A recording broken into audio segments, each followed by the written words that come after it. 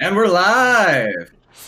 Okay, and oh yeah, let me change the scene. Okay, here we go. What's up, guys? What's Hey, Hey, yo. what's going on? Just excited to play some papers, please. a tabletop RPG? Of papers, please. Yeah, I should write dude. that, and It's. then I even said not if be able to Fuge make gets any money off of it. 25 new subs today, the next stream's gonna be paper, please. If I get 25 subs from this stream today, then I will play papers, please tomorrow. 100%. Chat, you know what you have to do. All day, every day. I'm trying to decide if that's worth $100. It is to me. There we go. All right, so I had to run downstairs real quick to get myself a drink.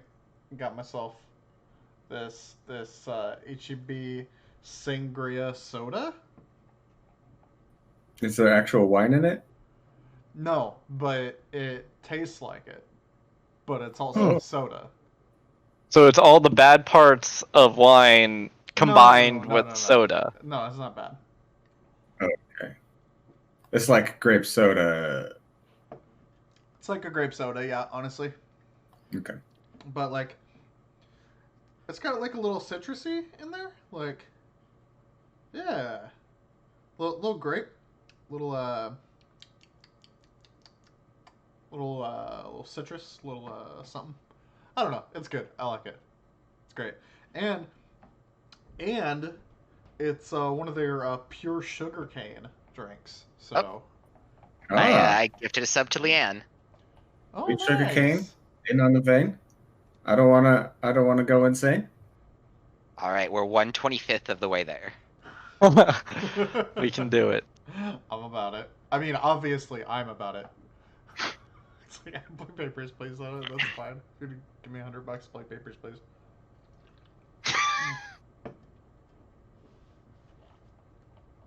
So, what have you guys been up to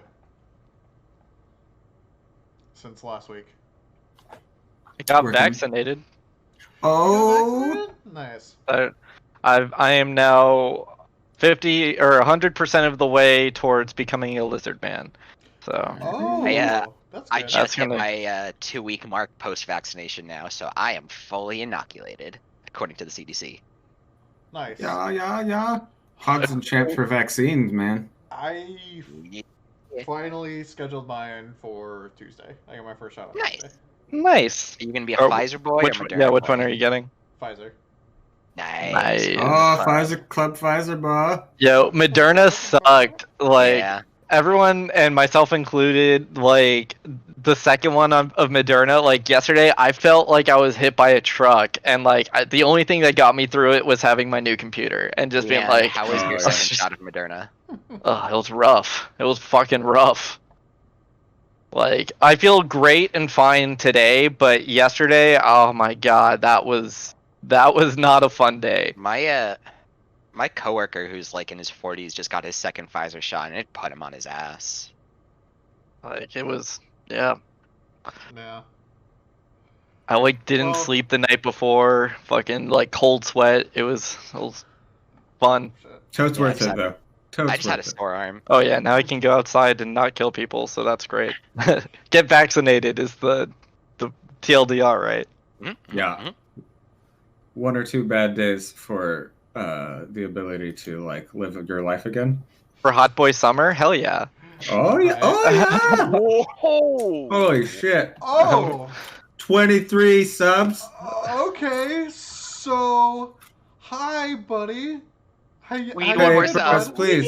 Um, Papers, please. Well, It looks like I'm playing Papers, Please tomorrow. No, wait, we Okay. need one more sub. Who is Dark Steve? And Steve. why is he such a god?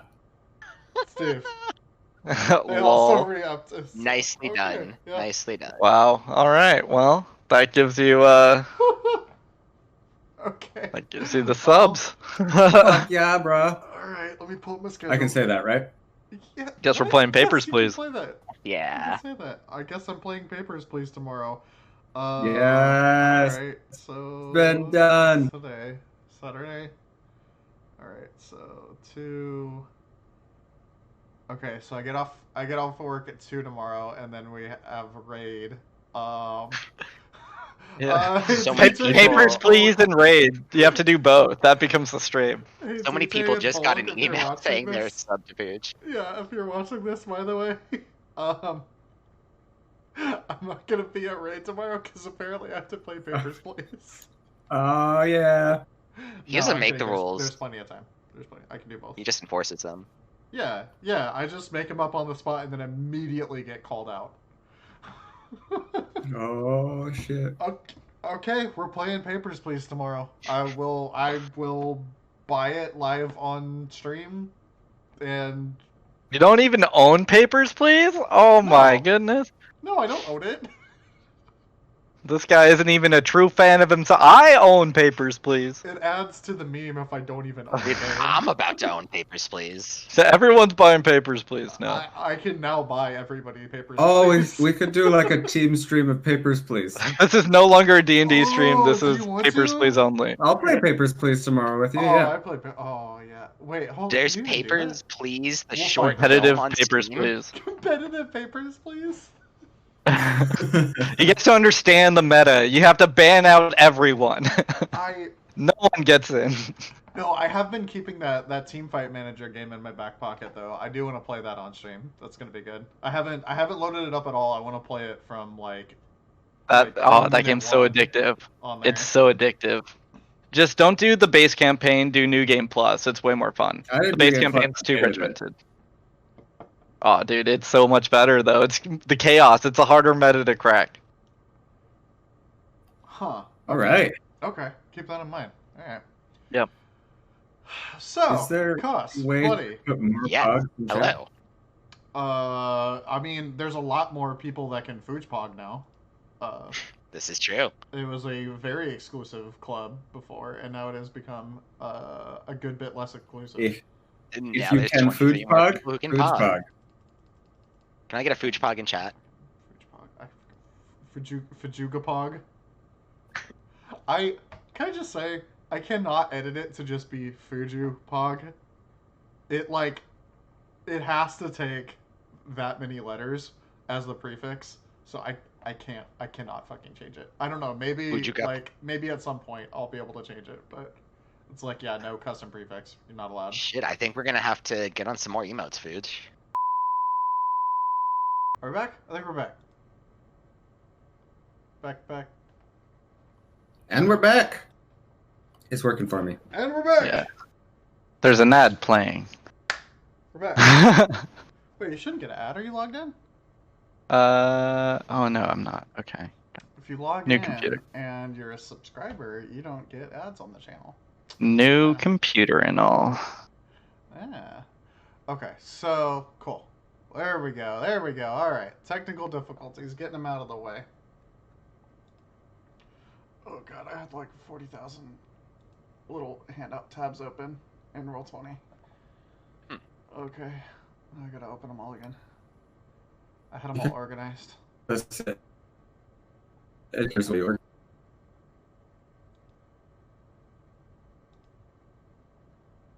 Sorry, what was that?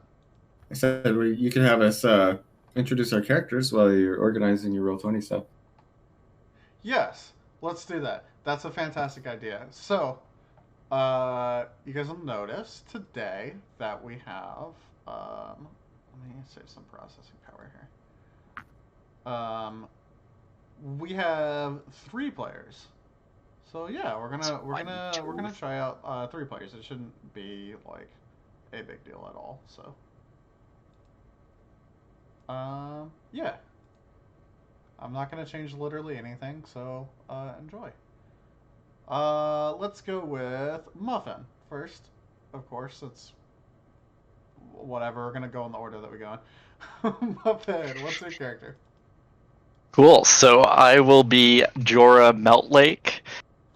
So basically, my dude's history is he is a mark of passage human, and the professor at the Melt Lake Institute in a different world. One of his students in a dissertation gone wrong teleported and scattered many of his compatriots across the multiverse, with Melt Lake finding himself in the like center of Baldur's Gate. He's had to learn how to he had to relearn how to cast magic, because the way he taps into mana sources in this multiverse realm is different from his own. So that's why he wants to go to Candlekeep, is to to relearn magic here so he can learn how to go back home. He's learned a little bit, specifically in the realm of pyromancy, or I should say, being imbued with the wildfire spirit, where, yeah, so that's where he's just has a lot of that like pyromancy ability, which was his specialty back at the Melt Lake Institute. So yeah, that's a little bit about him and why he seeks to enter Candlekeep. Nice. Awesome. Cost. Do you have like any idea of a backstory for your character? All right. So, I am a shape-shifting wolf girl. The character's name is Suki Luna. My people and I, we used to vibe in the forest as wolf shapeshifters do. However, we had a very bad habit of wanting to be isolated from the outside world, and we never interacted with any of the other races. I came to the realization this is bad for our civilization, so I wanted to learn more about the other cultures, to start trading and maybe forming alliances with people. So I have come to the library so I can learn of other cultures. Nice. Okay, nice. Respectable for a compatriot.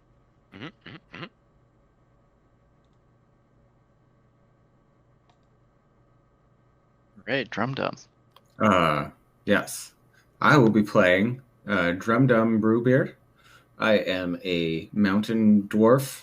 My background is that I am a brewmaster. I was actually in training in becoming a brewmaster, and had a brilliant idea to improve the marketability of my beer, which was not actually all that great.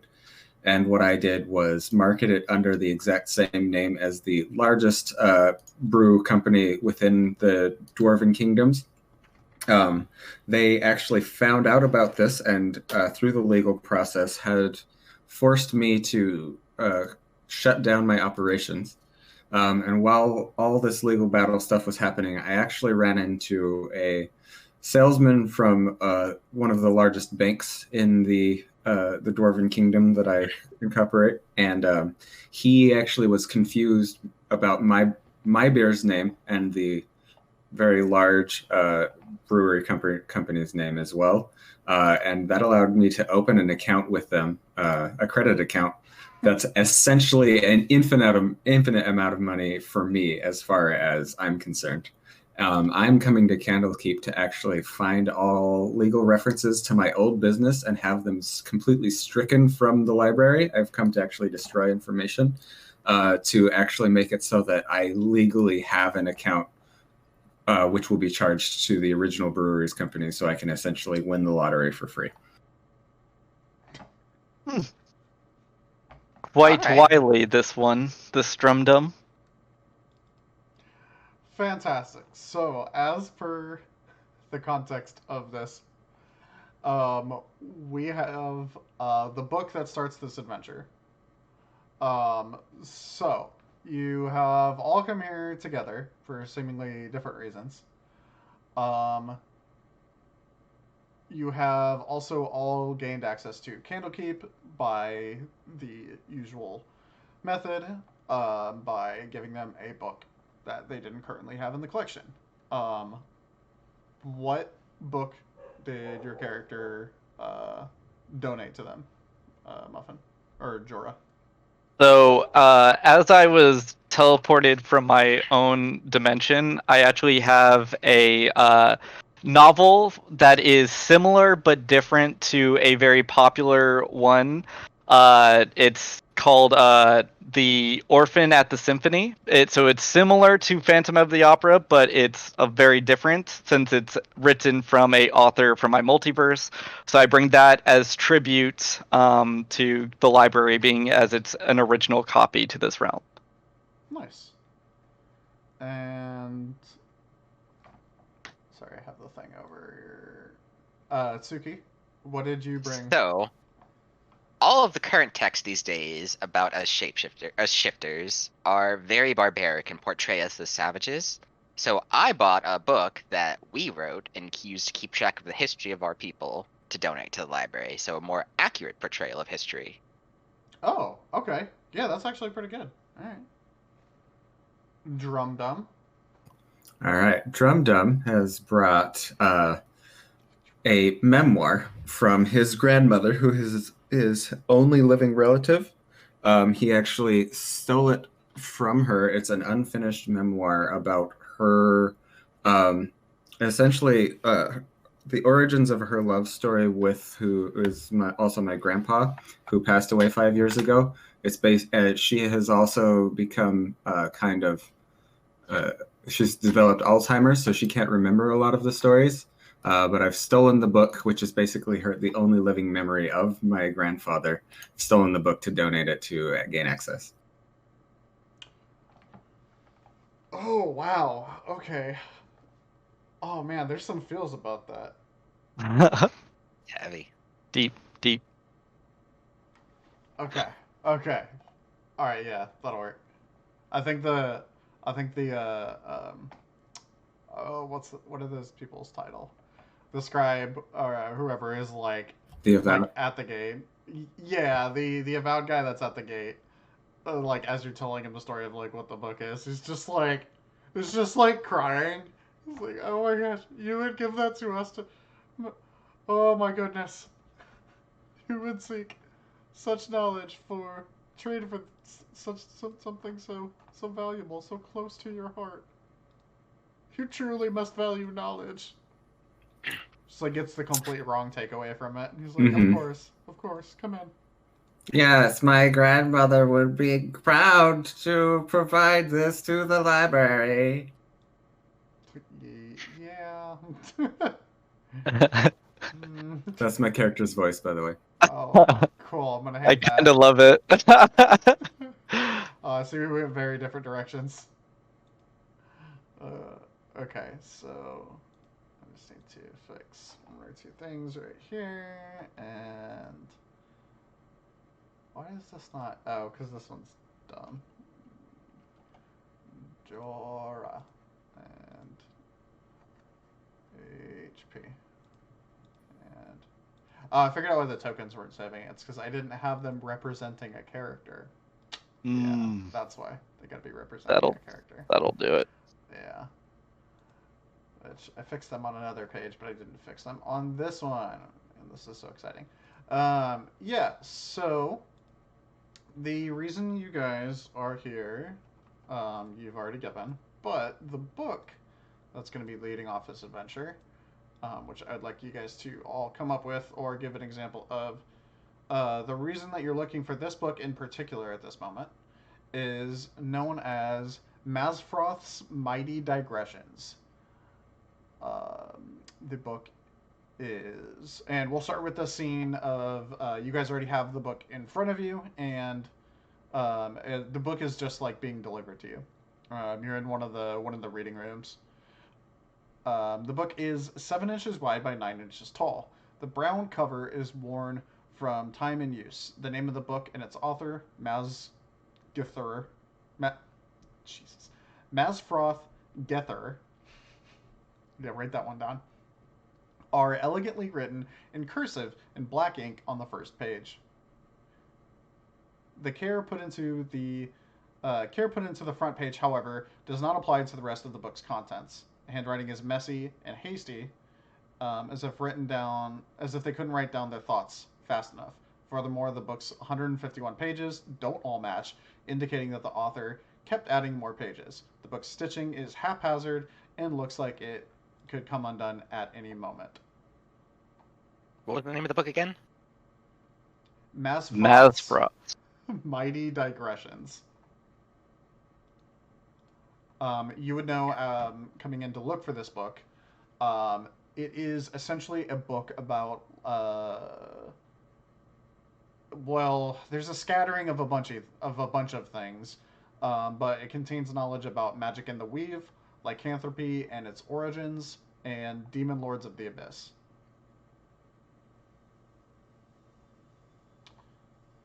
So, Cool. how did you guys end up looking for this book? Did you end up as a group, or y'all happen to show up looking for the book at the same time, or? So for me, I'm particularly interested in magic about the weave because I think there might be a correlation between the weave and crossing the dimensional plane. So as a way to just investigate more on the subject, I heard a rumor that this book in particular might have what it is I'm looking for. So that's why I'm kind of here, and then I'm going to assume that's where I bumped into you guys. And just been like, oh, you're also looking for the book. Like, why are you looking for the book, Suki? Magic goes a little bit beyond my tiny little wolf brain, of course.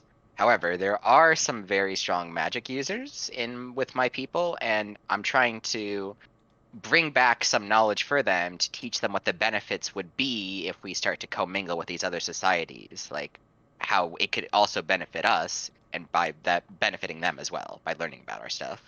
Oh yes, I've heard of the essays on lycanthropy and magic usage. I think that this book probably has several chapters on that. Yeah.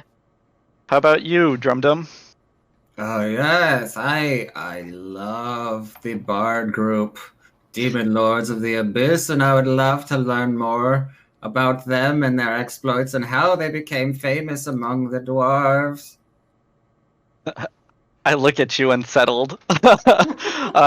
Interesting. I suppose, to each their own.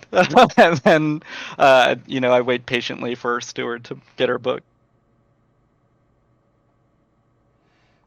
Yeah, so they bring it out, and like I described, it's a pretty large book, and it looks like it's been like they kind of just shoved more and more pages as they kept writing.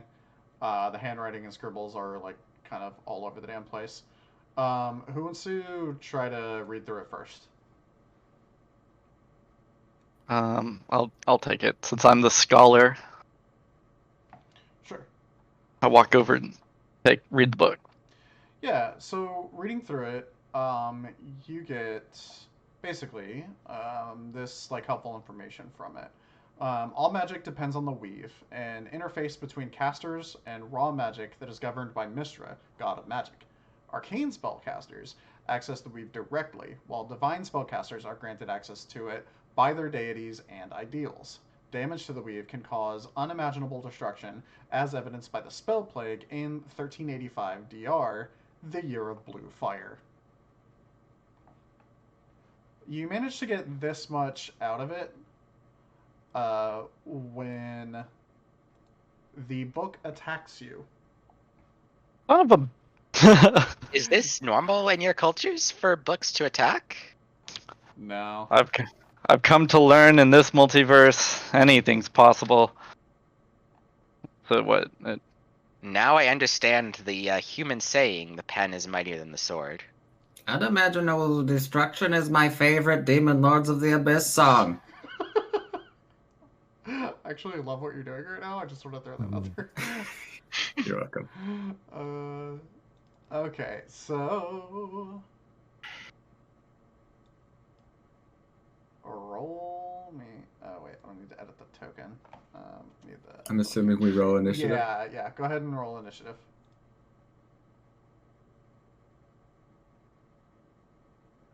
Oh yeah, that's there. God damn it, Jorah.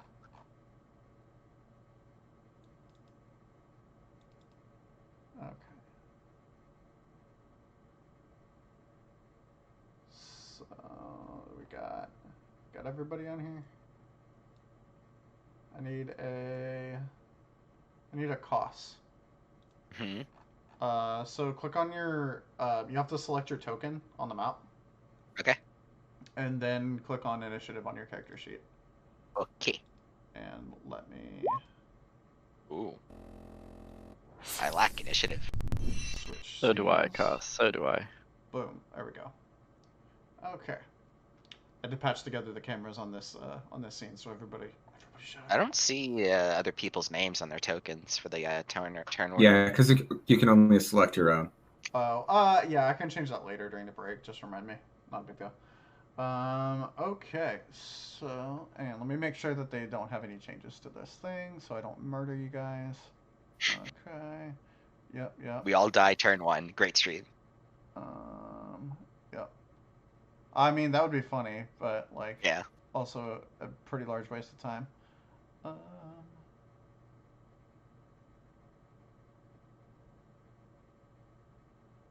Okay, so it's gonna do that thing. Okay, cool. Numerically descending. And okay, so we're in a fairly small room, so I'm not gonna do a like thing. Just assume that you're all basically in like melee range of this thing. Okay. Yeah. So what happens is, the book transforms from a book. It starts like shaking and then glowing, and then it turns into a luminous sphere of ectoplasm, roughly 3 feet in diameter. So it's taking up a pretty big chunk of the room. And the room's not very big to begin with. And then it starts to drain energy from Muffin. You're reading the book, so it's going to start draining energy from you. Okay. And it's going to roll a 6. So obviously that's going to miss. Yep. Okay, drum dom. Okay, I rush forward. I'm trying to get in between Muffin and the ectoplasm ball. And is a bonus action if I can. I would like to pull a coin purse out of my bag, throw it at the ectoplasm, and I say, "I'll pay you to be gone, beast."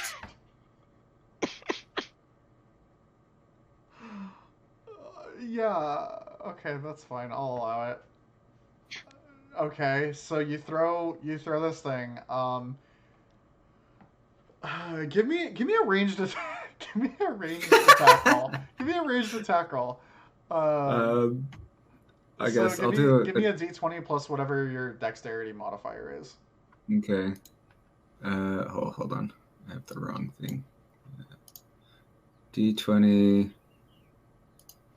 Oh wait, I didn't do the plus. Dex modifier should be 1. Okay. 12. Fucking okay, that hits. All right, so you bean it with like a sack of money. How much money do you have on you? On me, I like as much as I can carry. Like I just like had pulled out as much money as the bank would let me like get from the nearest location, okay. And I just like got it stuffed into all my pockets and shit. Okay, so there's gonna be some like limitation on this for reasons which will become obvious later. So let's say, fuck it, let's make it interesting. Let's say you have 500 gold on you. Okay. Like, I'll just give you an absurd amount of money. I don't care. It's fine. I'm not going to use it wisely, so don't worry. Yeah, it's good. I trust you.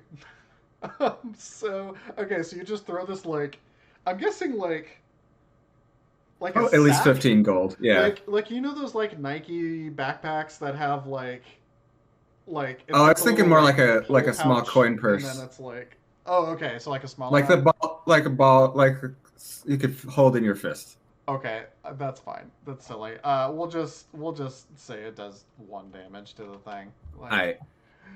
That's fine. All right. I'm okay with that. Like, whatever, as a bonus action, that's fine. Do you want to make it an actual action? How does it? And then I want to like look and see how it responds and like see if there's any notion that it's gonna like accept my bribe, basically. It continues to be a vaguely haunting pale green ball of ectoplasm, roughly 3 feet in diameter, roughly. Okay, I watch and see that it was impacted by my coins. And were the coins like absorbed or did they bounce off? It like bounces off of it. Oh, okay. It also, when you do that, it screams into your mind telepathically, "Feed me! Need life!" Oh, okay. That changes my reaction. I ready my shield and attack with my great axe. Okay. That's a mess. Alright. Jorah, your friend has thrown money at the problem. It has not worked. What will you do now? Well, since this thing tried to attack me, I'm going to use my Shillelagh cantrip. Shillelagh? Yeah. To first, that's the wrong thing. I have to click this one. Mm-hmm. Okay.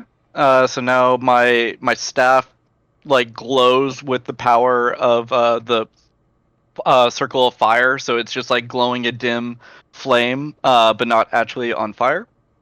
Okay. And it I attack it with it. Shillelagh. Now I'll attack it with my shillelagh. Nice. Oh, that's a much better roll. Yeah. All right, go ahead and do damage. Boop. Cinco. 5 untyped damage. Cinco de Cuatro. That should be bludgeoning. Yeah, no, I gotcha. Okay, so yep. Good old 5 of 4. And that'll be my turn. Oh, this thing's super scary. What the fuck? Okay, Suki. So I'm kind of just, more than a bit perplexed at what's going on. This little dwarf just threw money at a book that turned into light. Yeah, and now it's attacking us. It's a bit of a situation. I'm not sure the entire if situation, it's a culture shock situation that's happening right now, if this is something I don't get. Lord. But regardless, I think I'm gonna just charge at it and slash my swords. Yeah, okay. Stab your way through your problems. I can respect that. Yep. All right, so let's get an attack roll for whatever sword you have in your main hand. Right, and so then we'll resolve offhand attack after. Do I have to have my token selected for that? No. Okay. It should just be in the middle of the token. Ooh. That is a hard miss. So how do you critically miss a giant ball of light that's taking up most of the room? And by giant, I mean like a large beach Okay, ball. so here's what happens. In our quest for looking for books, we kind of threw the books we didn't give a shit about on the floor. I trip on a book. Oh gosh, you gotta be careful with that. You got swords in your hand, my man? Come on. Yeah. Okay. And then you have an offhand attack. Do you want to use your bonus action for your offhand attack? Yep. Okay. All right. Let's see what we got here. Okay, that's a 16. That's going to be a hit. Go ahead and click Scimitar Offhand in chat. That'll roll your damage. 8 slashing damage. Nice. Wow, that actually... So I face planted, but as I was face planting, I swing my left arm, and it just so happens to hit it. Nice. Just like as you fall. Yep. Oh, that's a graceful puppy. Yep.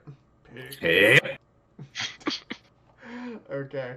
I happened to hit it for 8 damage. Right. Is that gonna be your thing? Or you're just gonna accidentally sing the whole time? Because that'd be great. Anyway. I just accidentally. I just accidentally the whole module. The whole book. Yeah. Yeah. Okay. So. Yeah. It's the ectoplasmic orb of light, the Gingwatsum, I guess. I didn't know what the fuck that was until I read this, so that's not going to be a spoiler for you guys to know how to kill this thing. Alright, so this thing's going to use its energy drain thing again, and this time it's going to go after the dingus on the ground. And, go ahead and... Oh yeah, it's got an attack roll. Okay. 21, ooh. That's going to hit you. Yep. So that's going to do... Oh, Jesus, 20 necrotic damage. Fuck. The fuck? I just died. No, you're not dead. You're just unconscious. Unconscious. Yeah. Okay, and then also give me a Constitution saving throw. Sorry, where would that be on the character sheet? It's gonna be on the character sheet to the left. It's like towards the left, like left of your HP.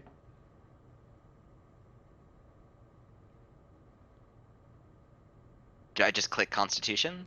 Yeah, where it says saving throws, there should be one that says Constitution. Just click on Constitution or Oh, I Con or see it. whatever I it see says. it.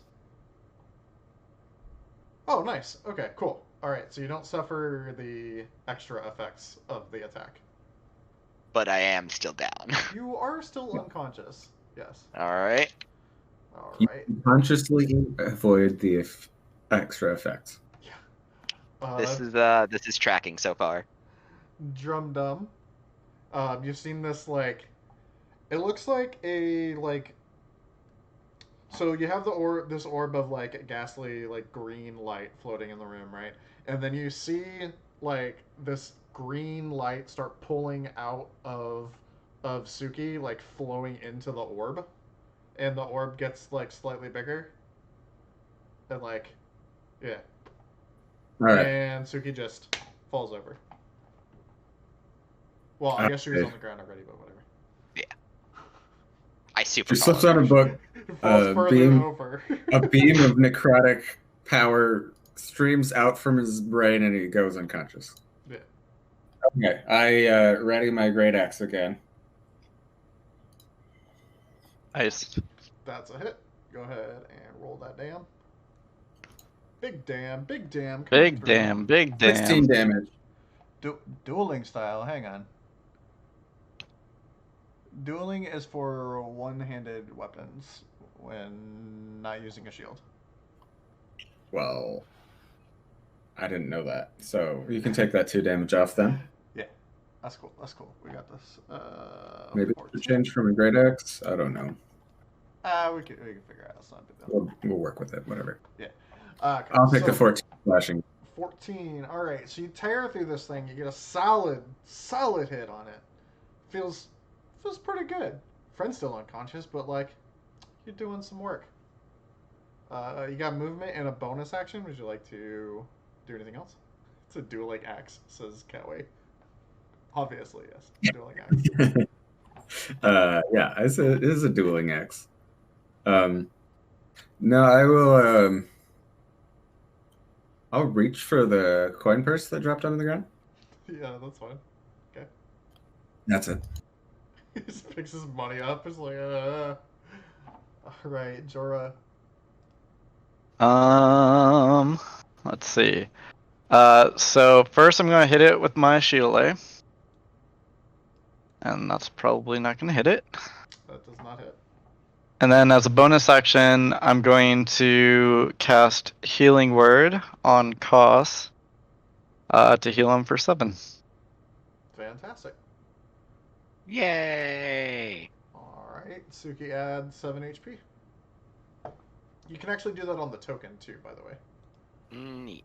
Just add it to that green bubble. You just click on the 0, hit +7, or yeah, Just typing. or just 7 in this case. Yep, there you go. Okay, awesome. You are back up and conscious, and it is now your turn. All right, we're gonna go for the double scimitar swing again. Finish him, We're Kos. just- Finish him. We're just gonna hope that that book isn't near me anymore. That I might have kicked it when I fell over. Right. All right, give me the Sorry, me swings. Give them swing on them. I want 2 nat 20s here, Kos. Let's go. Hit. Okay, That's a a non-natural regular 20. I'll 20. take it. I'll take it. Okay, 30 alright. 20 is fine. Roll your damage. And then, boop. 4. All right, Okay. we take that. We take that. Piecing them up. Piecing them up.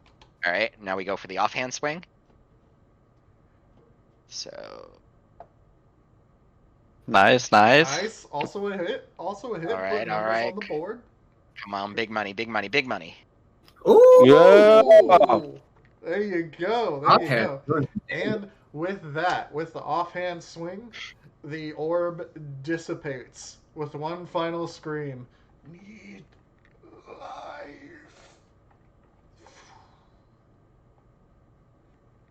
And it's gone. And it dies, right? Yes. Say that out loud or into our minds? Into your minds. So this must be that human saying, knowledge is power. I look around and I'm like, that was fucking terrifying.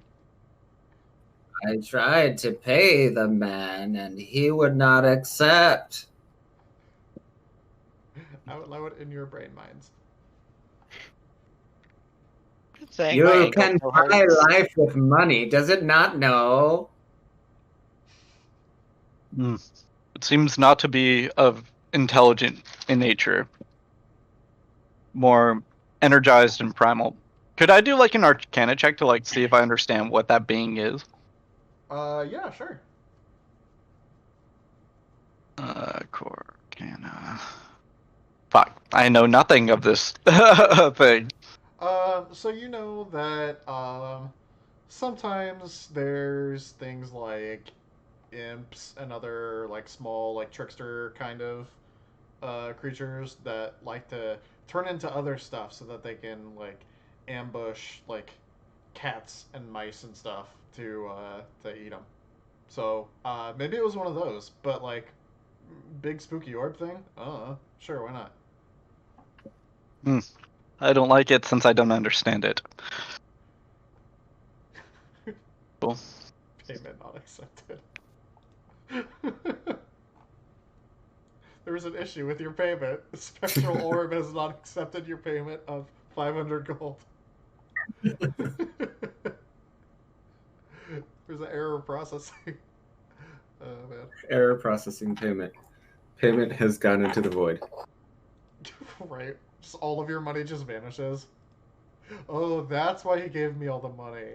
Because he was going to take it all away anyway. Oh. Yeah. Alright, so. Yeah, that's unusual. What are you guys, What are you guys gonna do about it? I think through the book looking for photos of the Demon Lords of the Abyss. Oh, the book is gone. The book turned into the orb and is now vanished. Oh. So the orb like disintegrated and stuff? Yeah, the orb just like turned into like a spectral mist and just like dissipated. So the book is gone, which is an issue because maybe the Avowed might wonder what the hell you just did with their book. What the hell their book just did to us? I find the steward and I seek to like, you know, where the heck is this book? You gave me a demon. What do you mean? I explained exactly.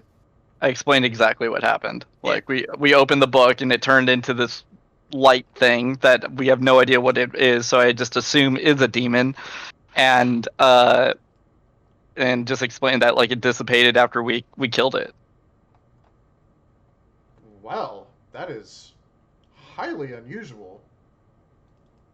Is this not customary for these books to do? No, books are for reading, not for murder. Well, I guess they're spell books, but that's kind of a whole different thing. Yes, this is very curious. We need to get to the bottom of this immediately. He asks you to unusual but not unprecedented.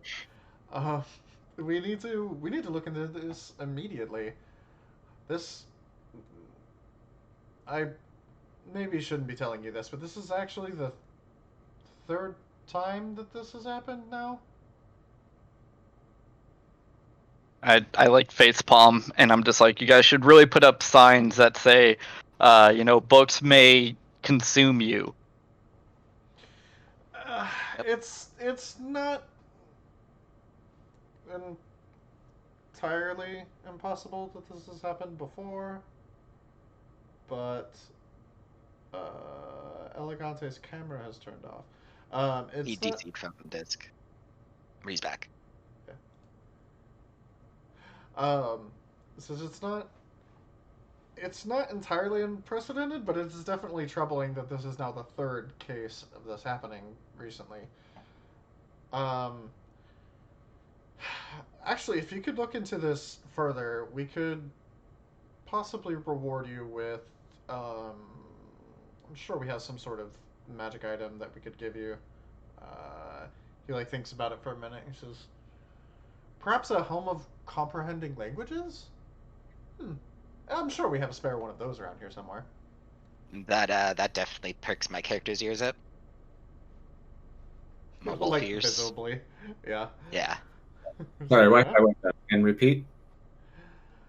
So basically, he says that there's this is the third time that this has happened, and asks you if you can look into it, and if you do, a helm of comprehending languages would be the reward for the party. Okay, I think we could make use of something like that. Mm-hmm. I ask him if he has any leads on like where to start to investigate. Yes, of course. Let me look through. He says, okay, if you'd like to come back to, I'll meet with you and give me approximately 2 hours, and I'll meet with you, in the Hearth, which is the tavern in the Court of Air, and I'll meet you in the Hearth, and we can go over in one of the meeting rooms, the particular details. I would prefer that we not do this out in the open. It's bad publicity. Bad publicity. These things almost killed our friend here. Yes, and if you all died, then nobody would have to know about it. But, since you're alive, we'd like you to solve the problem. That'd be better. I say, I can help you, but be sure I'm not attacked again. And I throw a couple gold pieces into his hand. He just, like, takes them and, like, looks at them, looks at you, pockets them. He's like, sure, that sounds good. Meet me in the Hearth and give me 1.5 to 2 hours. I'll collect all the records of the previous incidents and we'll see what we can figure out. In our culture, after a battle, we celebrate victory with ale. So I hope that is on the table. It is generally on the table at the tavern. Yes. Nice. My company makes the best ale in all of the East. Unfortunately, we're not in the East, but I want you to know. Oh, okay. Cool. That's good. And he just, like, awkwardly walks away. Cool. He shan't be bothering us again. Yeah, so we then get a shot of you guys going into the Hearth. It's a so you see the tavern from the outside, and it's a pretty like standard fantasy tavern looking thing. It's a little bigger than like a normal one. It looks like it's got like probably like 2, maybe 3 floors. It's a decent size, but like nothing super special, right? We see you guys enter, and then when you enter, it's a lot bigger on the inside. It's like probably 4 or 5, maybe 6 times as big on the inside as it is on the outside. And on top of that, you notice that while it looks like there's no, like it's just like one room, or maybe like a small room with rooms to the sides, there's along the lines of each of the floors on the sides of like the main tavern floor are a bunch of like side rooms. As you talk to the bartender, he says, yes, these side rooms are actually extra dimensional pocket spaces that we use for private rooms. We have some that are temples to various gods, if you'd like one of those for quiet meditation or prayer, or we have ones that are just empty if you want some more privacy, or we have private rooms that are just off the floor and are catered, depending on what you'd prefer. I'm feeling some catering. Oh, okay. I like pause you before you like speak for the catering, and I say niceties are nice, but we'll get to those at a later time. We're here to meet a steward from Candlekeep. We specifically need to. He's promised us a wealthy sum for completing a quest. So we need to make sure we meet with him to go on. How long do we have till he gets there? This is like an hour. Okay. I need to recover after such a traumatic event.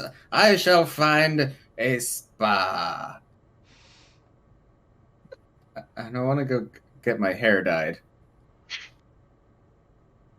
Okay. All right. Let me pull up Candlekeep locations here.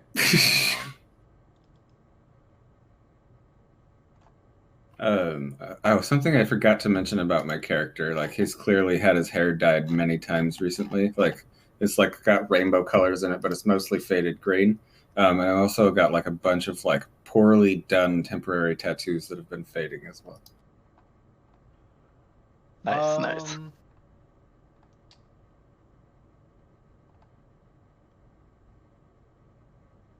I mean, I'm sure there's an extra dimensional pocket dimension, right? There's a bath and steam house,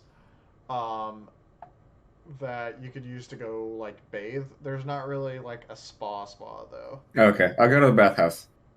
There are side chambers. Oh wait, no, yeah, okay. There's side chambers that hold hot saunas and massage parlors. Okay, I go to the massage parlor. Yeah, nice. Okay, so you go off to the massage parlor. After let's say like an hour or so, you come back. Yeah. And you come back. My hair is. Yeah. My hair is freshly re-greened. Freshly re-greened, like it. Yeah. So he comes back with freshly green hair, and then about that time, the same person who I forgot what the name of that dude was. The guy, the same guy that was like following you around before. Would I have topped off by now, or am I still a bit weak? It's a short rest, so you should get something. You get a hit die. Yeah, you get a hit die. There should be a button. I think it's just below your hit points.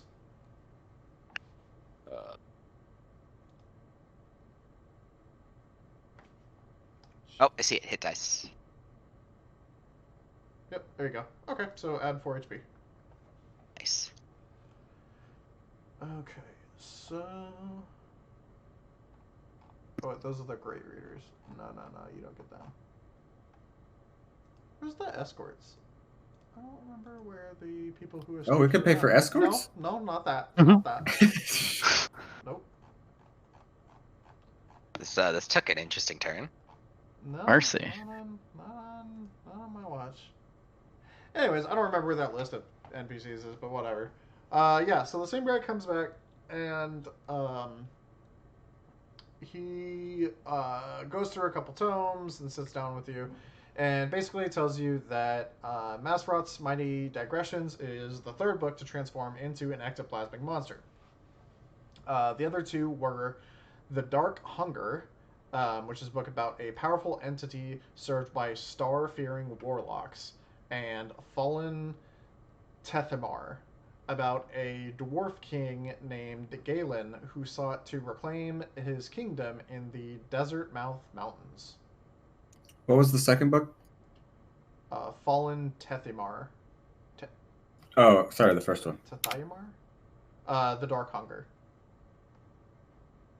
And can I roll a history check to see if there's like a common link between like the books to know if there's like a specific subject that may be binding them or something? No, there doesn't seem to be. With literally zero thought, I offer. They must be attacking the best bands of the East. The Dark Hunger is also a good band. Dark Hunger, is that when your people get very hungry when they sleep? Nice. What? Says the NPC. Excuse my compatriots. Yes, excuse me. And give him some more money. 3 more gold pieces. It says all 3 books were used to gain entrance to Candlekeep in the past 2 months, and the keep the vow keep records of the seekers allowed into Candlekeep and the books that they've gifted to the library. 2 seekers who gained entry with monstrous books are still in the Candlekeep. Yalarian High Scroll, who brought Mazfroth's Mighty Digressions, and another person named Valor, who brought the Dark Hunger. And he tells you he knows where you can find them. They're in reading rooms if you want to go talk to them. I asked him to point us to the dude who gave the Mazfroth Digressions book. Yes, I nod approvingly. Yes, Mr. High Scroll. Okay, yes, of course. So he takes you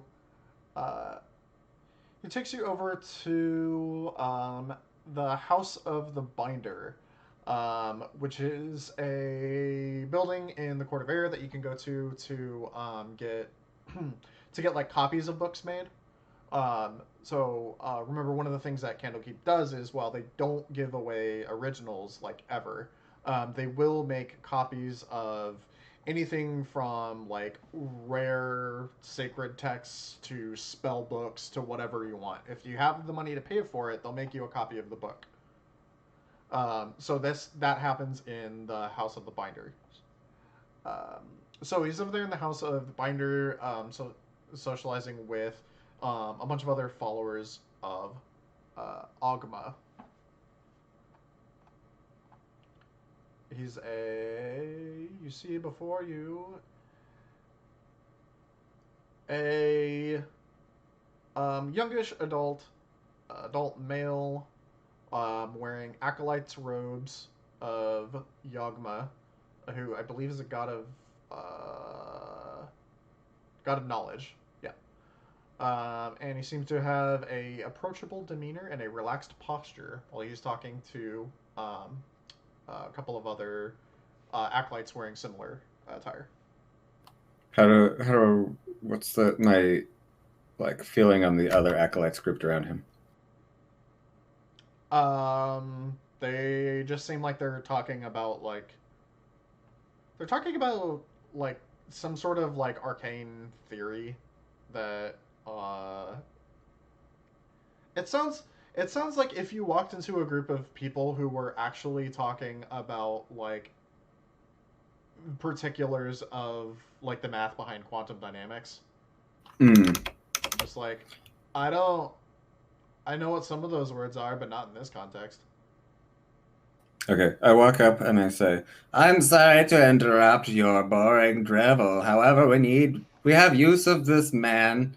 We need to speak with him. Please be gone." And I drop a coin purse into one of their hands, and I say, "Please distribute this among your friends and leave us." Yeah, he pockets it, and then Yalarian is like, "I'm sorry. Do I know you? Have we met?"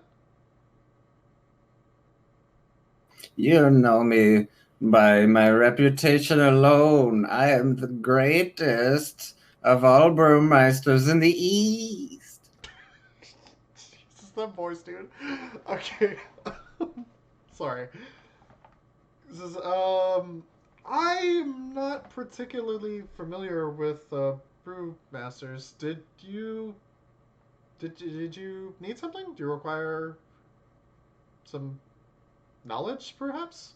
Yes, I require knowledge of why your book tried to eat this wolf baby's brain. Excuse me?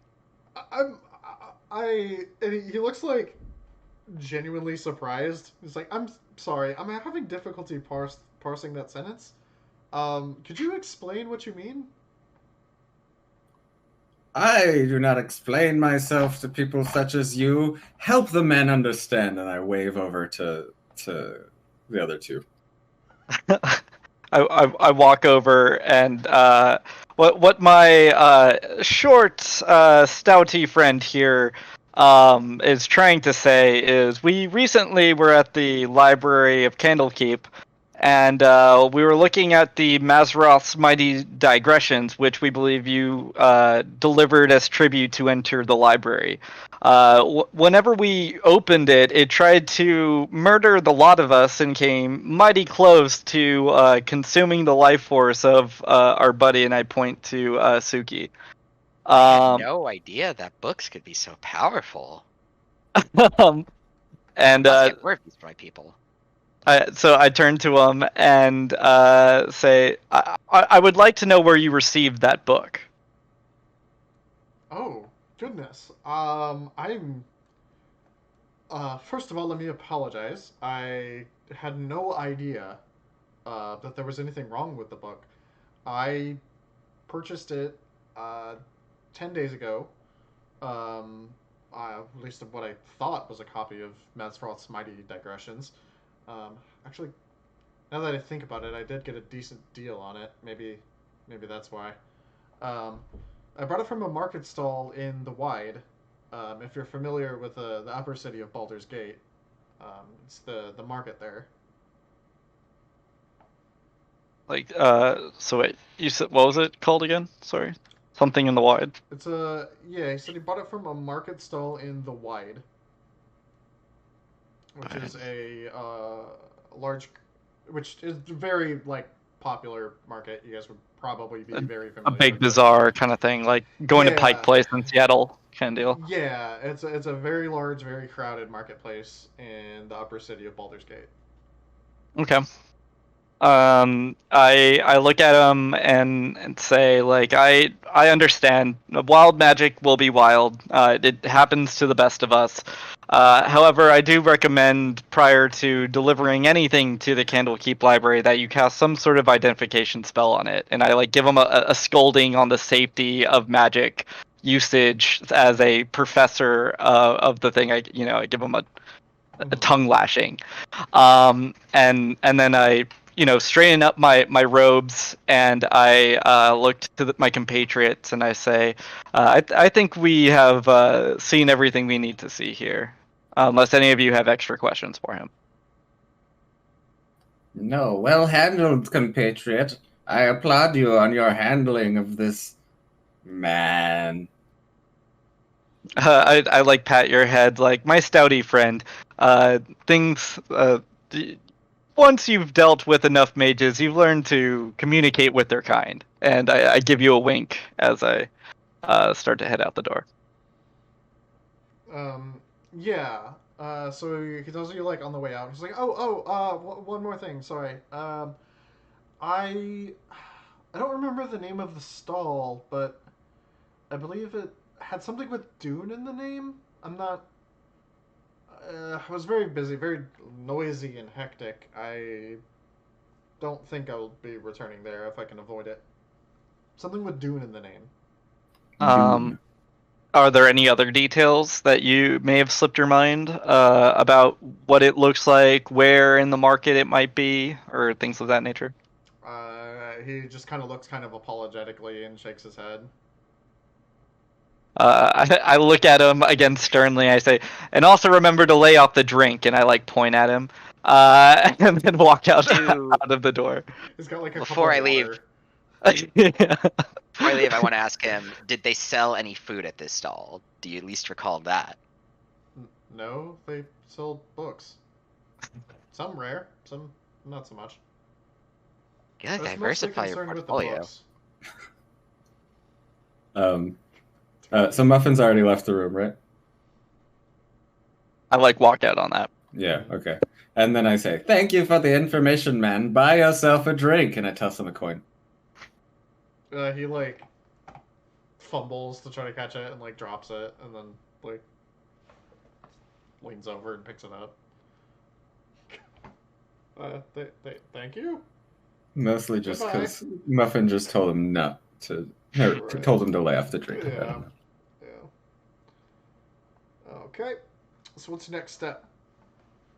You look for the bazaar, possibly the market. Talk to the other person, or...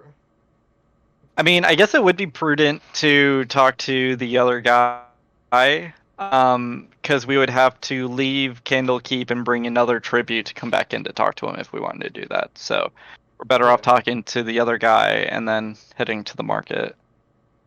I think we can come and go for a 10-day, right? Is that how that works? I thought you can only return every 10 days. Yeah, if you leave, you can't come back you can't come back in typically for another 10 days. Oh, okay, gotcha. I misunderstood. Yeah, so you get like the week, which is 10 days. You get like the week that you can stay there and you can do your thing or whatever, but once you leave, you gotta you can't come back. They won't let you back in for another week. Got it. Yeah. All right, let's talk to the next dude. Yeah, I follow. Okay, so the second person on your investigatory list is Valor.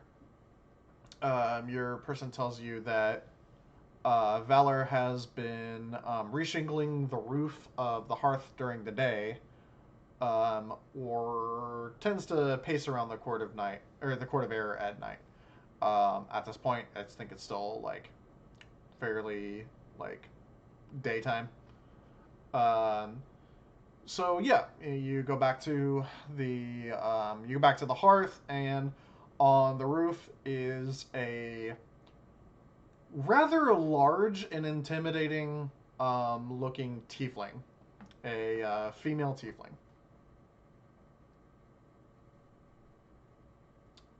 I see that the tiefling's doing manual labor, and I turn to Suki, and I say, "This one's probably more your speed, considering you're both, the lifty sort." And I kind of have a sheepish look after saying that. But I pat you forward. Me or Koss? No, Koss. Okay. All right. So she's in the middle of working? Yeah, it looks like she's reshingling the roof. Ah, this is some fine craftsmanship. I've never seen such a detailed texture for housing before. Is this typical of this area? Or is this a type you specialize in? She looks at you annoyed, and she says gruffly, "Do I look like I'm from here?" No. I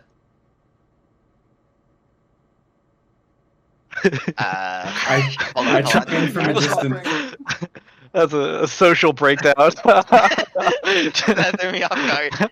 I am not from here either, though my friends and I, my compatriots and I here were wondering if we could talk to you for a quick second. After all, it does look like... I got a lot of work to do. But you seem like you're quite the hard, strong worker. I feel like you could finish this work quite easily.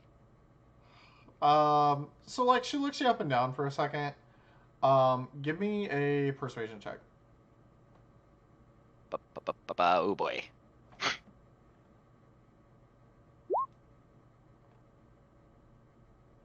Oh, so close. She says, "Yeah, thanks for the compliment, but not my type. I got shit to do. Do you need anything? What do you want?" I quickly, holding my finger out, I say, "I need something from you. I need to pay for your services." And I start pulling money out of my pocket and fumbling over some coins in my purse, obviously jangling money to prove that I've got money. Yeah, so when you start talking, she takes the hammer that she's using to nail these shingles on, and she starts pointing it at you. And then when you start jingling the money, her features soften pretty quickly. And she drops the hammer down on the roof, and then hops down from the roof, and she's like, "All right, you have my attention." Okay.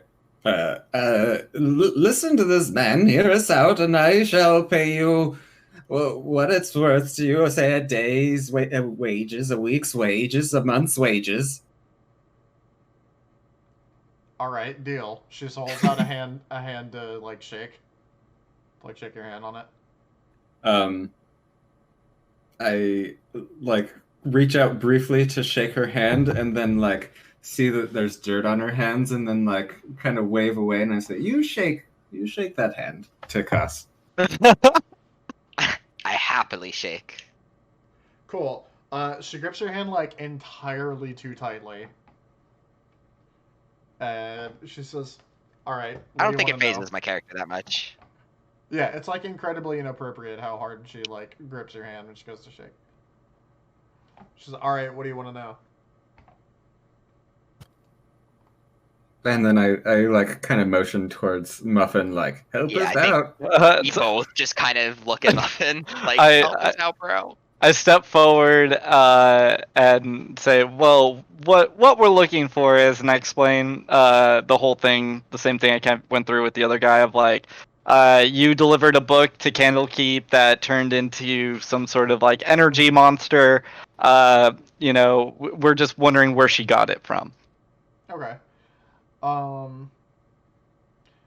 Yeah, so yeah, if you're asking her particularly where she got it from, she explains, yeah, bought it from a market stall in the Wide in Upper City, Baldur's Reach, or Baldur's Gate, yeah. I don't remember too much about the stall. I don't like to stay there for too long. It's not the most reputable corner of the market.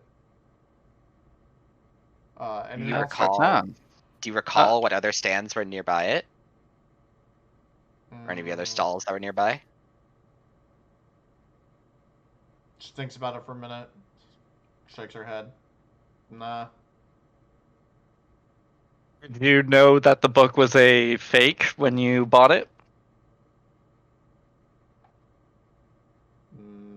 No. Why would I have bought a fake book? I could think of a few reasons. I think pondering.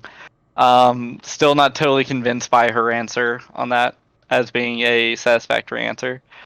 I look at her, considering we've paid her already for her services. I ask her if she'd be willing to take us to the stall that she bought it from.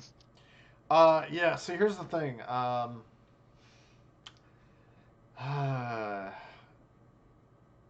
can't. Yeah.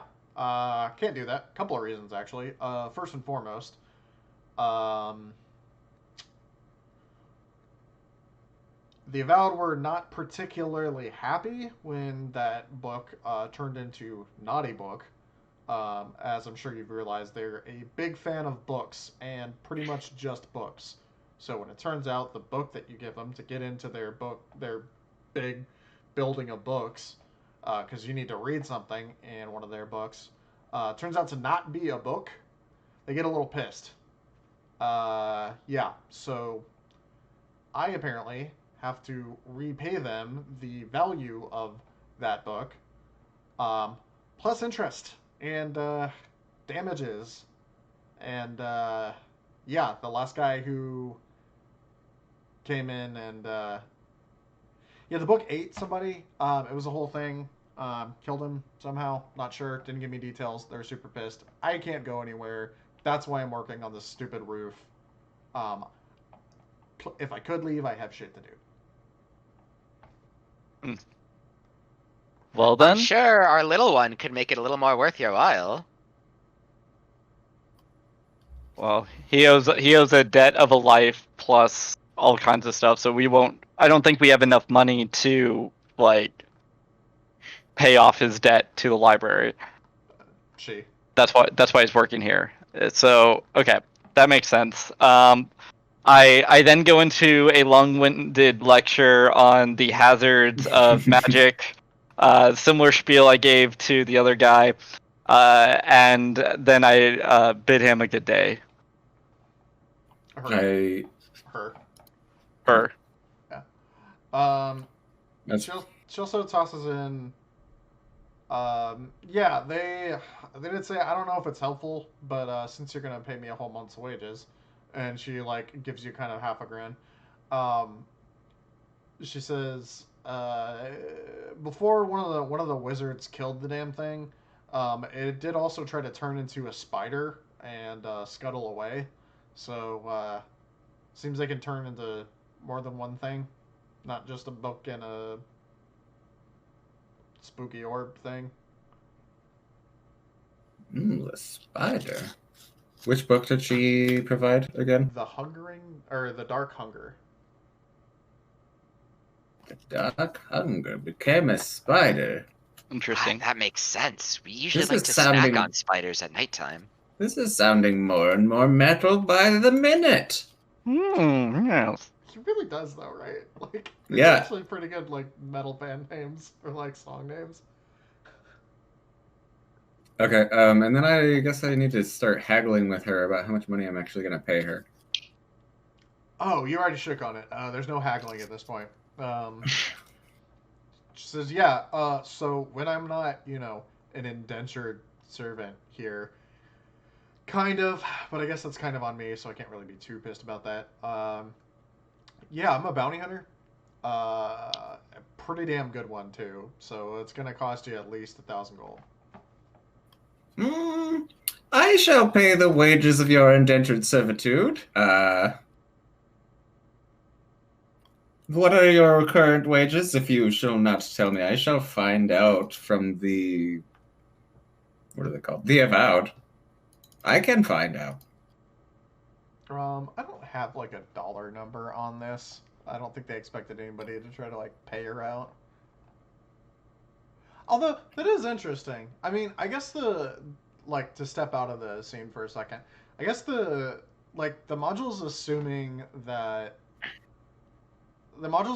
you have, like, the typical funds of, like, a second level character, so probably, like, what, 20, 40 gold on you, some shit? Mm-hmm. Like, probably not a lot, so... It would be a month's wage of working within the confines of the inn. Yeah, which it doesn't. So, I think like 20, 30 gold would be appropriate, since it's like 2 gold a night to stay, room and board, because it's indentured servitude. It doesn't even put a month or anything on it. It doesn't put a time frame. It's just like she's got to stay and work there. Yeah. So I'll offer her 25 gold. Sure. Whatever. It's more than she's got, so she takes it. All right. Like, well, if that's all you got on you.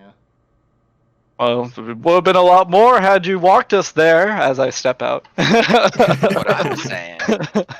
Yeah, well, if I could leave, I would have already done it. And she, like, crawls back up on the roof. And then as I walk away, I toss her 1 more gold and say, buy yourself a drink! She, like, chucks a shingle at you. And then, like, I try to, like, catch it like she's giving me something as, like, a return gift, not realizing that she's trying to hurt me. Right, so let's go to the marketplace. Shingles are quite heavy, by the way. Yeah, I don't know. I've never had shingles.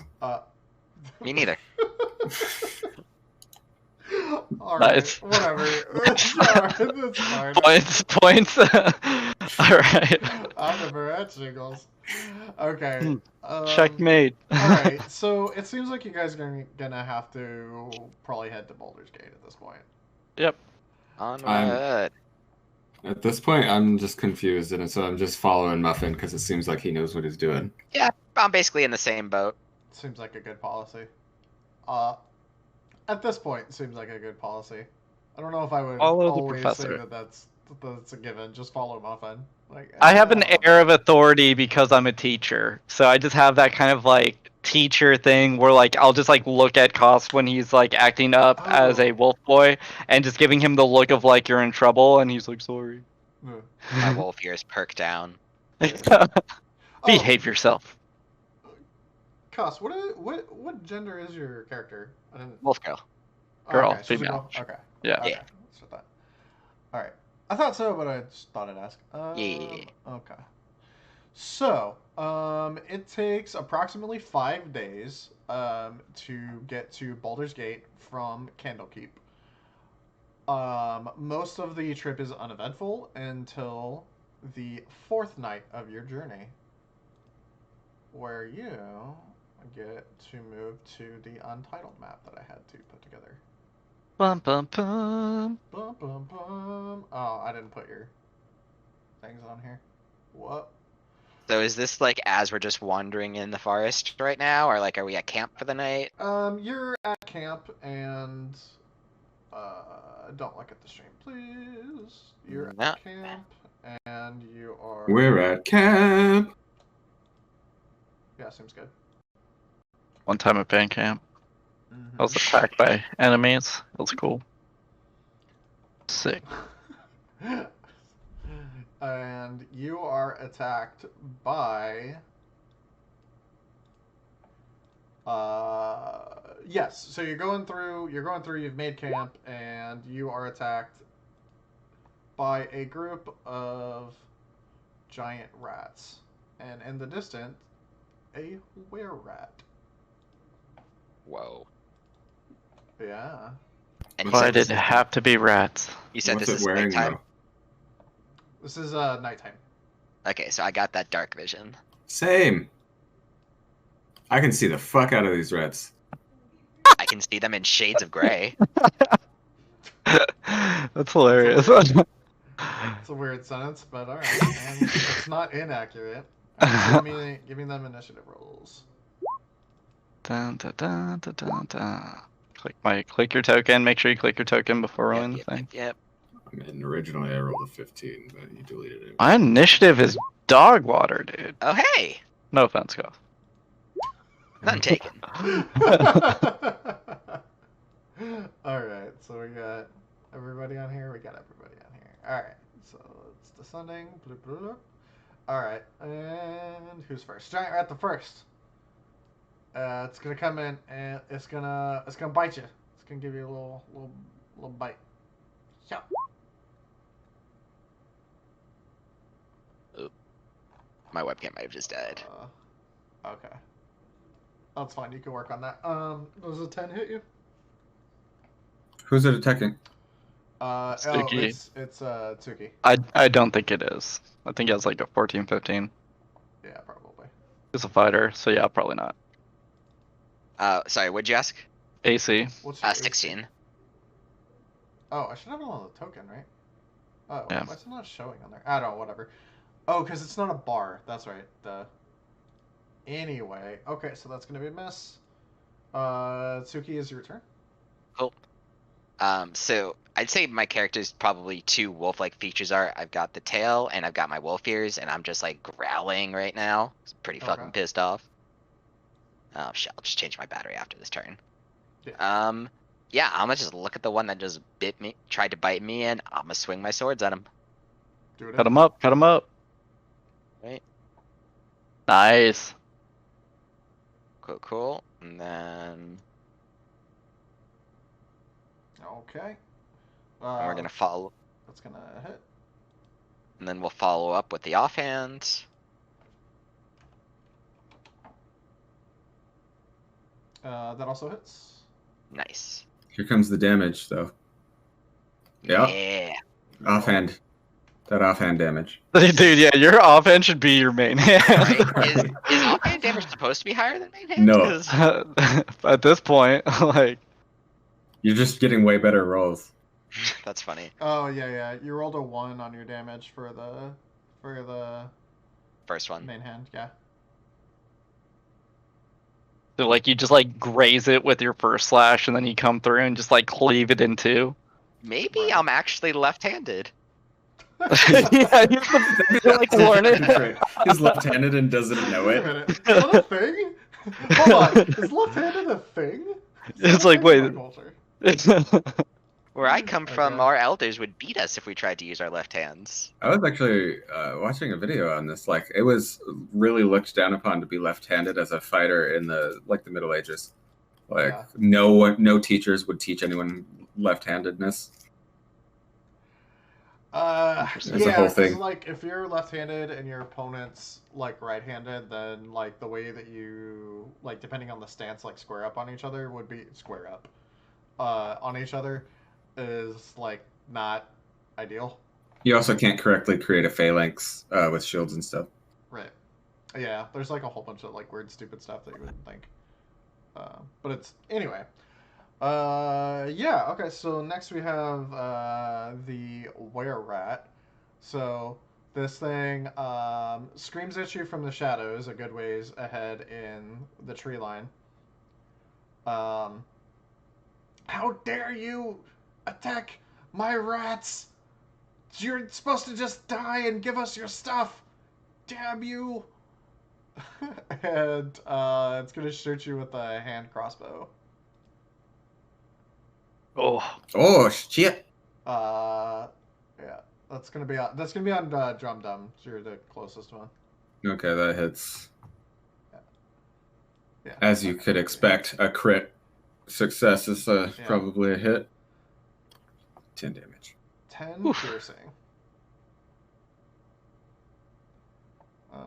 Okay. Okay. And then Giant Rat the second is going to it's gonna come around and how do you do this with Q, right? Yeah, it's gonna run around over here and it's gonna try to attack you. Oh no, I'm getting bambushed. Bambooshed. Are you getting rat bushed? With its pack tactics. Don't talk about the rat bush. So it has advantage from pack tactics. So 21. 21. What the fuck? And 4 piercing.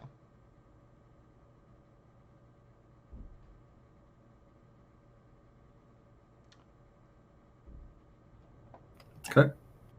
Okay. And then it's your turn. And I'm just like, you dumb bastard, and hiding amongst the trees. If you needed food or help, you could have asked. And then I fucking swipe at one of not the one that just attacked me. Yeah. It's one directly below you. Yeah. Oh, I thought it was the one in the diagonal. No, like ran around the other one. Oh, okay. Do they attack?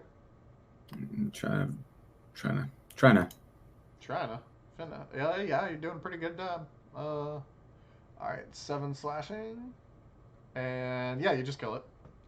Nice. And then I heard Him's dead. Costa's character growling, and I attempt to also like mimic the growl, and I'm like, Nyah! It's a lot. Okay. Yeah, my character's supposed to be a lot, man. One. Yeah, Giant Rat the third is gonna also try to bite you. He's gonna try to bite you. But he no longer has advantage because all of his allies are dead. Killed his friend. He doesn't need it because he has 17. That's a miss. That's a miss? Armor class 18, bro. Ooh, girl. Okay, Pink. nice. Alright, so yeah, it lunges at you to bite you, and its giant rat teeth bounce off of whatever you're wearing. I've got chainmail and a shield. Yeah, that'll do it. Alright, Jorah. Okay, first thing... Wait. Get my distance right here. Okay, so first thing I'm going to do is I'm going to take a step forward. A couple steps here, 20 feet. Then I'm going to summon my fire spirit right next to the were-rat over here. Okay. So... Copy that thing. Go ahead. Keep going. I got you. And then I'm going to cast create bonfire on the far. Oh wait, no. The summon thing would be my action, I believe. Let me just double check it's that. Yeah, that would be an action. Is it? I thought it takes the place of wild shape. Yeah, wild shape is an action, unless you have Circle of Moon, which allows it to be a bonus action. Okay, so that's my action. Then as my bonus action, okay, so first when it's summoned, it does some damage too. So that's going to be, let me just like list the ability. It has to do like a dex save. Okay. It won't do it. Okay, but it has to do a dex save against my spell DC, which is Is it like an area around it? Yeah, 10 feet around it, excluding myself. So all creatures within 10 feet of it would have to. So basically, I yell out Piranha to me, and Piranha is a fox-like creature, like made out of like twigs, and the inside of it, which would normally be like the meat and bones of everything, is just fire. So and the twigs around it are, though they are on fire, they're not burning away. But that's what gives its structure. And so when it's summoned, a blast of fire like surrounds it into a 10 feet radius. Where Rat needs to do a dex saving throw. Okay. Or take 2d6 damage. That is a 6. 6, so he fails. So yeah, 2d6. I'm trying to see if it gets my proficiency bonus or not. No, it shouldn't. Yeah, it does not. It would just be the number. Yeah, proficiency generally doesn't apply to damage. Okay, so 7 damage. Alrighty. And then as my bonus action, I'm going to command Piranha to use its like fire seed ability, I believe. That's what it's called. So that. It's just an attack. So if it 8 misses, then it doesn't do anything. Yeah, that's a miss. Yeah. Okay. Then cool. That's my turn. Okay, dope. Foxfire spirit thing. Yeah, it's pretty. Piranha is cool, and it would have 15 health. Oh, that's 15? Yeah, 5 plus 2 times my druid level.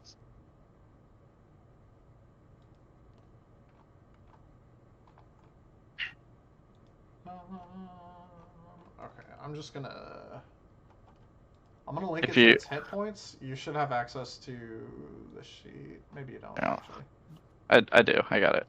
Okay. Yeah, just adjust it on the sheet and it'll update. Okay. So, Suki, it is your turn. Okay. So, what I want to do is I'm gonna move. Oh god, not that. I want to kind of go right over here, run up to our little were rat. Okay.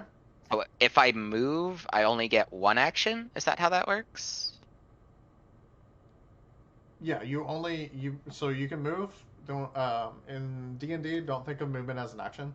It's just movement. You can move like up to your full movement every turn. You can break it up, do some of it before, some of it after. It doesn't matter. Okay. And then your action is your action. Like that's the standard thing. Like that's your main like attack. And then your bonus action. In your case, I think the only thing that you have as a bonus action is your offhand attack. Okay, because I want to do something, and I need your help to make sure this actually works. Sure. So, ultimately what I want to do is, I want to get my main hand attack, then my offhand attack, but then I want to use my action surge. Okay. Because that should give me an additional... Action surge will give you an additional action, which in this case you could use it for a number of things, but a main hand attack would be one of the things, yeah. So then, what I want to do is, okay, I'd like to... let's go through that, because all of that's good. Okay. Do you want to go through that in order? Yeah, let's just go through this in order so far. Cool. So first things first, we'll do the main hand attack. First things first, you the realist. Okay. Nice. Roll damage. Tearing it up. Nice. Good shit. Good shit, good shit. Alright, offhand. Were rat be were rat. 18. Nice. Excellent. Roll your damage. Another 6. Looking good. Alright.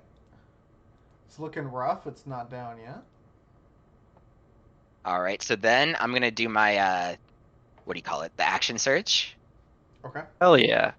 But with that action surge, I'd like to do my shift, to shift into my wolf form. Alright, go ahead and link that. And Does that like wild shape you? Okay, so that's a bonus action. That's fine. You can take a bonus action as an action. You just can't do it the other way around. Okay. You can assume a more bestial appearance. This transformation lasts for 1 minute until you die or until you revert to your normal appearance.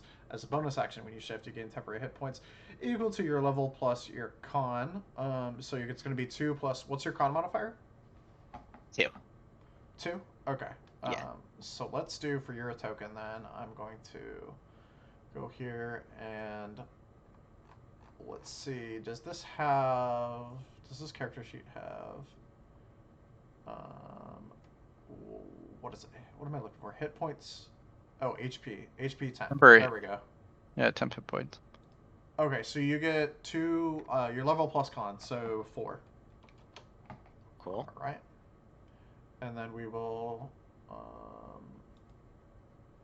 Can I show that as a bar? No, I can't. Okay, that's fine. Okay, so if you take any damage, take it from that red bubble that has the 4 in it first, and then subtract the rest from the green, which is your actual HP. Cool. All right. All right. Also gain benefits depending on your type of shifter. What type of shifter are you again? The wolf type, the lupine. Longtooth. Yes. Longtooth. Okay. I think someone put that in my box. It looks like when shifted, I get to use my fangs. Oh yeah, okay. So you get fangs as unarmed strike as a bonus action, 1d6 piercing plus strength. Okay. All right, so that'll last for a minute, and that's all. That's a whole turn. Nice. Okay, we're at the only. Is going to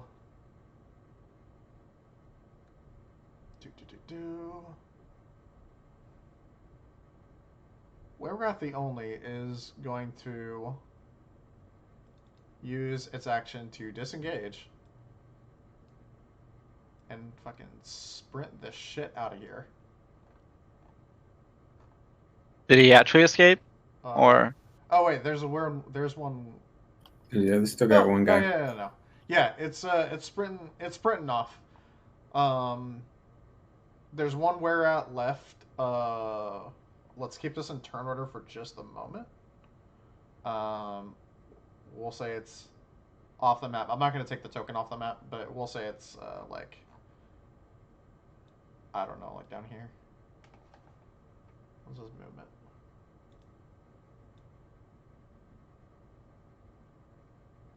Okay, so he's like up 2 more. Okay, so he's just it's gonna run like over that way. And then Giant Rat is too dumb to know when to get the heck out of here, and it's gonna try to bite on Drum Dum again. Nom nom nom nom. Nom nom nom nom. 17. Does a miss. That's a miss. ink. Drum Dum, your turn. Okay. Slices bitch ass in half. I will actually use my action to disengage from this rat. Okay. And I will sprint towards the. Well, I guess I can't sprint because I already used my action, but I'll run towards the were-rat. And I'll also use my second wind. Action surge? Or action surge, or whatever it's called. No, 6.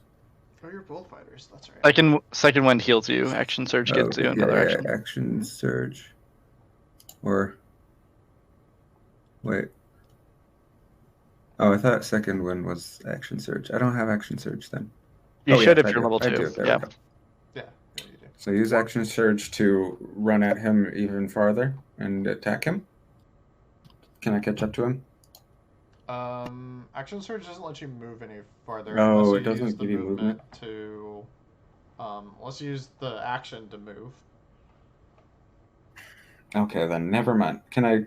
Okay, I misunderstood. Can I change the order of things that I did? Yeah, that's fine. Okay, I would like to not disengage from this guy and just sprint this way. So I guess he gets an attack of opportunity. Sure. Which will miss. Yeah, that's a miss. And then I will use my action to sprint which then I can catch up to him and then have my action surge to actually be able to attack him. Is my hope. Okay, so regular movement, and you just take the attack, but he missed. So 25 would put you right here, and then you want to use your action to sprint the rest of the way, which sure, right? And then yeah, you and then action you use second surge wave for an attack. Yes. Yep. All right, and then I attack with my great axe. And great axe, great miss. And as I attack, I scream, "I will grind your bones to brew my beer!" Ew, rat bone beer? Where rat bone beer? Dude, we're getting super metal. You skipped over the giant rat in the turn order. Yeah, that's the one that's actually supposed to go right after Drum Dum and not before him. I had the wrong. I forgot to delete the other dead rat off the turn order. Oh. So it's fine. We didn't skip him. Okay. Jorah. Cool. First thing I'm going to do is conjure bonfire under the where-at. So he has to pass a DC 13 dex save. Okay.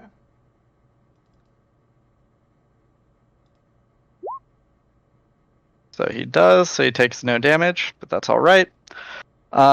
And then the next thing I'm going to do as my bonus action is call for Piranha to, let's see if we're going to teleport over there, if we're going to blast them with a fire seed.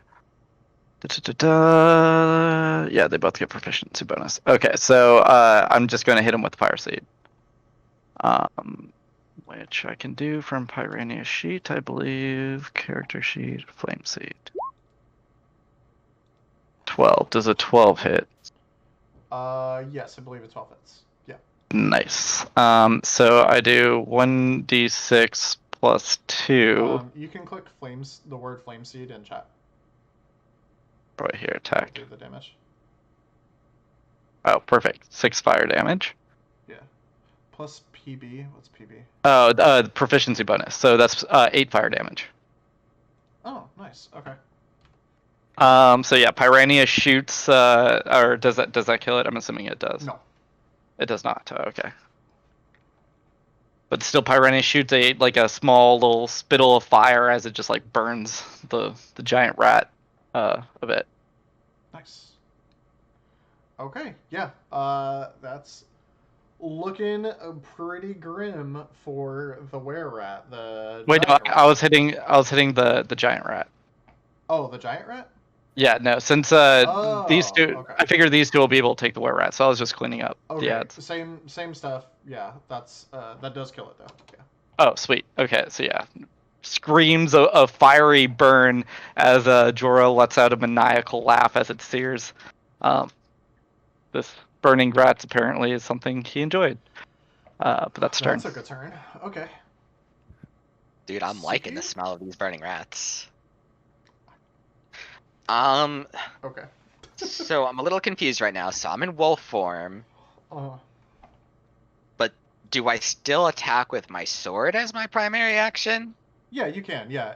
So what it does is you don't turn into like the animal.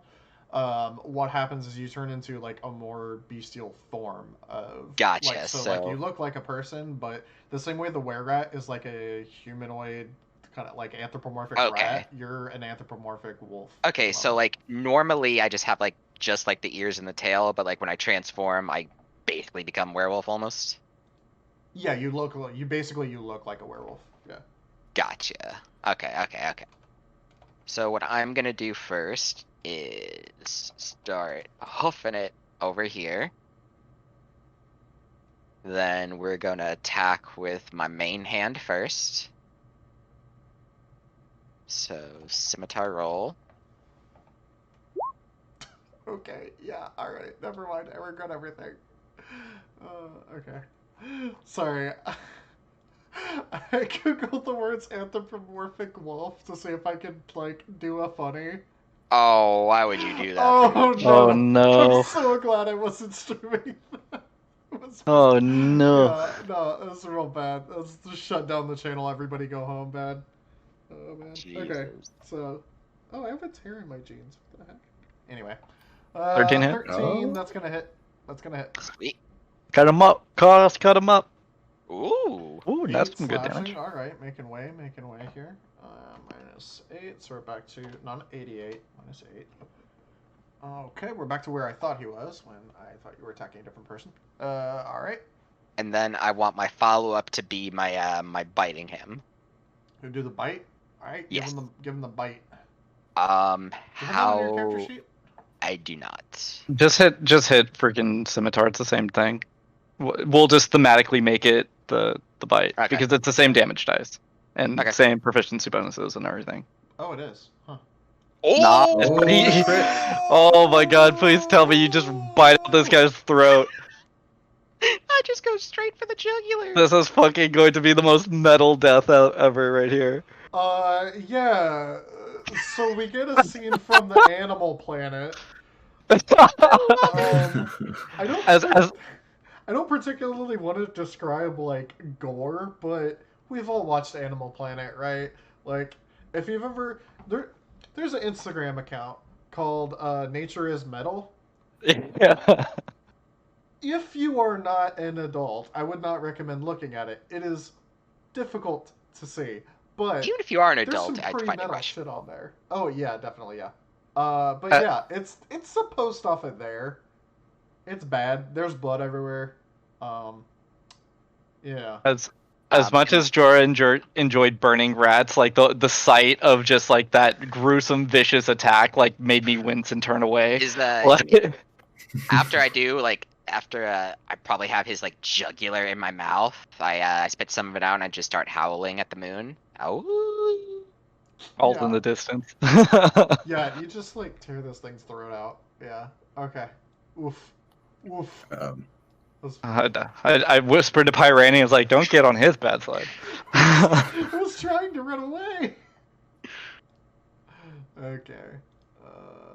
Alright. See, that's how I was going to make you a chaotic neutral character.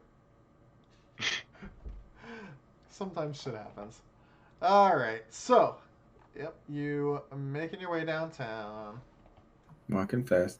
So would this have would this have been another short rest? No, you can go ahead and take a long rest. Yeah, like long rest. I need my health back. Yeah, set all that stuff back to full. You would have actually, had one before this as well, because this is like 4 days travel. It all worked out in the end, so. That's fine. Yeah. Okay, and then we have, actually, I think that's a good note to go on, take on a break. So I need about 10 to make sure. I was literally just about to ask you for that. Yeah, I need a pee really bad. Yeah. Yeah, you've been drinking coffee like all day. All right, so we're gonna take. Usually I do like a 3-minute ad break, but for the show, so everybody can get up and go grab a snack or whatever you guys got to do. Let's take 10. And I'll play a couple of ads if you're subscribed, which I imagine probably everybody is at this point. Then you won't see the ads, so I'll put some of that generic fantasy music back on if I can find that thing again. Dun, dun, dun, dun, dun, dun, dun, dun, dun. No, not that one. It's copyrighted. Don't copyright. House of Mouse's lawyers are on the way to Fuja's house as we speak. For real, dude. They're swatting. They're just swatting it. All the Mickey ears. I'm gonna go look out my window in a second, and there's gonna be like a laser dot just like on my forehead. So I turned off my camera to save batteries for you, so I'll turn it back on when we're back. Okay. All right. Yeah. Let me switch the BRB. And